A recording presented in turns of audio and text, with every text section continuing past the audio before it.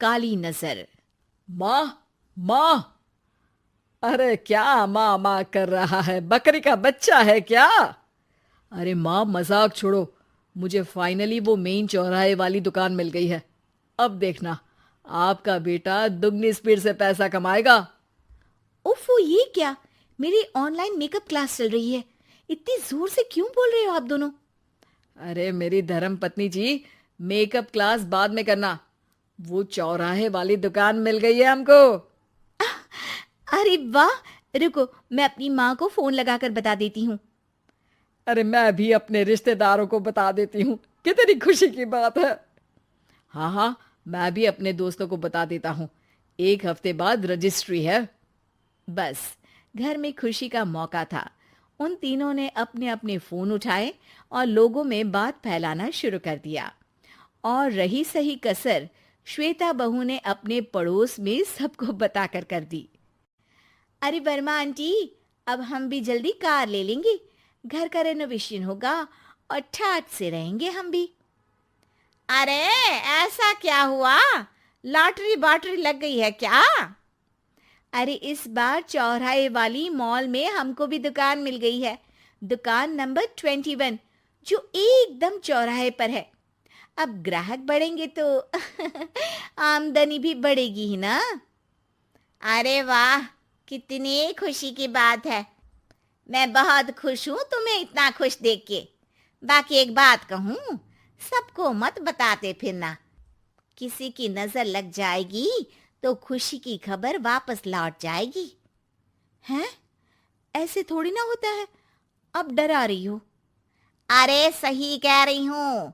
काली नजर कहते हैं इस चीज को, जब आप किसी को कुछ बताओ और वो काम बिगड़ जाए। अरे लेकिन मैं तो।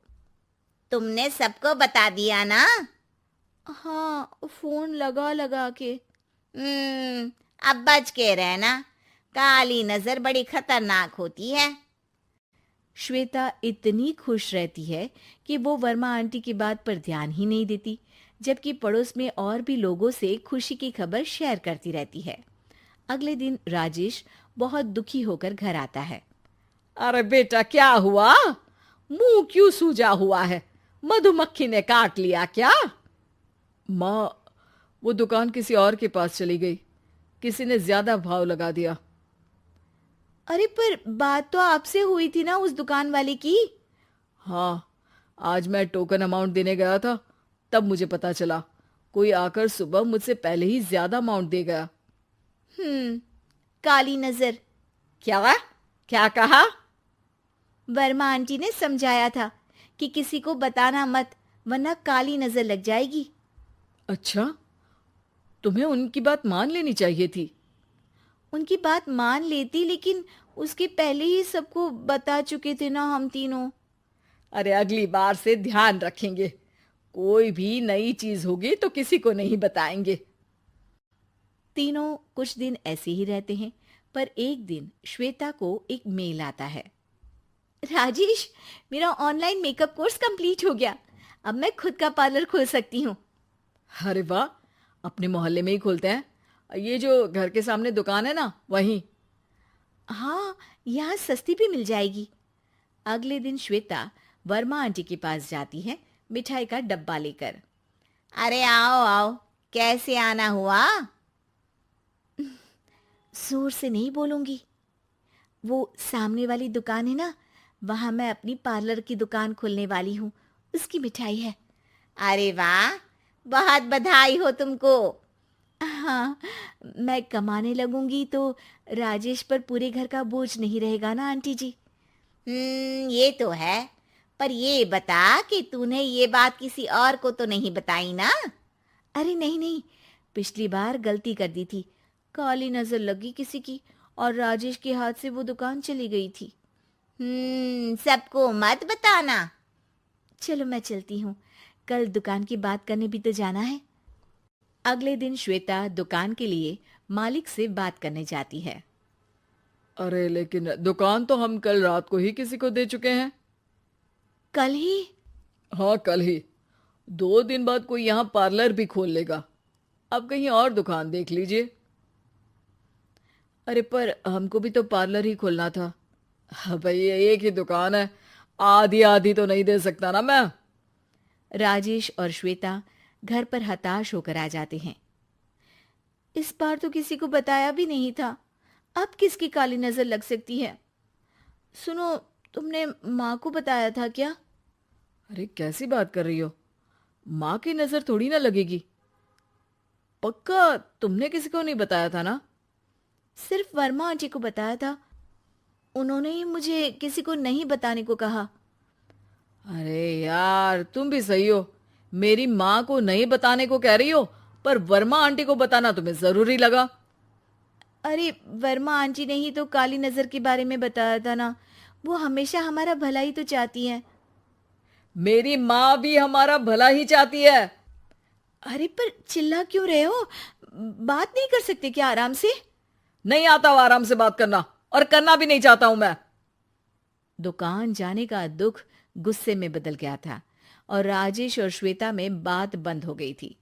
2 दिन बाद मोहल्ले में पार्लर का इनॉग्रेशन हुआ, जिसमें मोहल्ले के सभी लोगों को बुलाया गया, पर श्वेता, राजेश और माँ नहीं जाते। माँ, अंदर आ जाओ, क्या देख रही हो?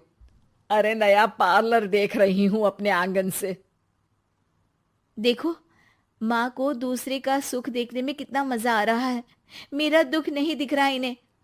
यहाँ मेरा पार्लर भी तो हो सकता था।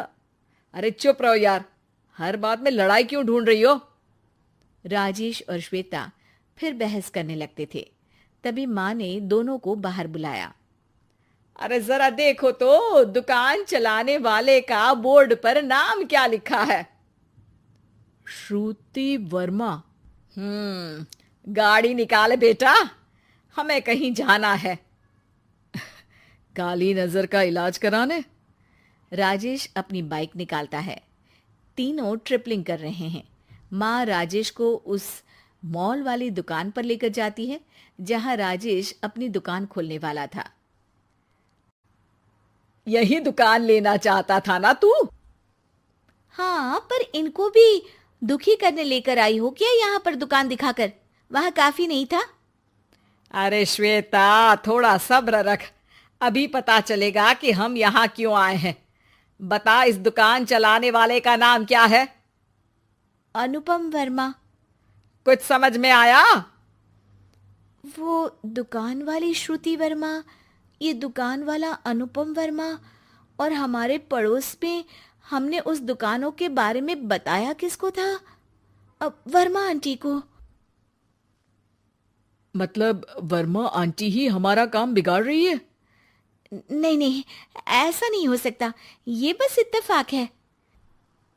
राजेश अपना फोन निकालता है और श्रुति वर्मा और अनुपम वर्मा के नाम फेसबुक पर सर्च करता है, जहां ये दोनों ही वर्मा आंटी के रिश्तेदार होते हैं। श्वेता को समझ में आ जाता है कि वर्मा आंटी की ही नजर काली नजर है। अब क्या करना है? कोई भी खुशी की खबर हो तो काली नजर से बचना है, यानी वर्मा आंटी से बचना है।